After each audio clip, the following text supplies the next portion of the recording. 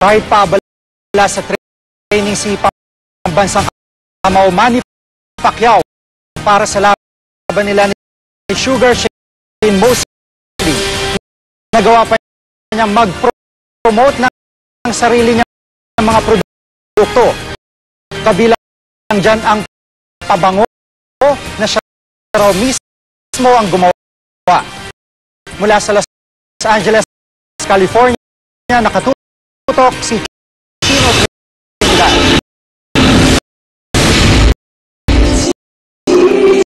Dahil linggo, ginugol ng pambansang Kamao ang araw na ito para magsimba at magpasalamat sa mga biyayang patuloy niyang tinatamasa. Ang tradisyonal na misa bago siya tumulak sa lugar ng laban ay dinumog ng mga deboto Katoliko na nagdiriwang ng piyesta ni San Jose, ang patron ng mga manggagawa. Ang isa sa pinakamasipag, kundi ang pinakamasipag na atleta sa buong mundo ngayon ay nagawa pang isingit ang pagpapaunlak sa isa na namang pagpugay sa kanya dito sa Los Angeles noong Biyernes. Minsan na naman pinatunayan ni 8th Division World Champion Manny Pacquiao ang lakas ng hatak niya sa takip niya nang italaga ang kanyang mga espesyal na apparel at sapatos sa kanilang palaruan dito sa Los Angeles, ang Staples Center na home court ng Lakers. Sa loob ng 2 linggo, ang vault ng Staples Center ay magiging show window ng mga produkto ng Pacquiao brand. Nakikita naman ng mga ilan sa mga simbolo ng bansang Pilipinas gaya ng mga kulay nito at ang kanilang araw na bahagi ng watawat ng Pilipinas.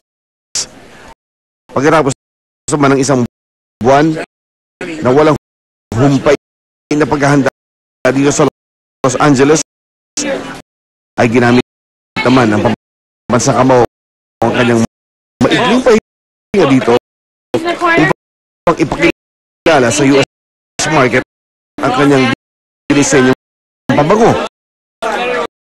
Sa kanilang Fred Segal dito sa Melrose Avenue ay walang mas tanyag na bituin kundi ang best fighter in the world.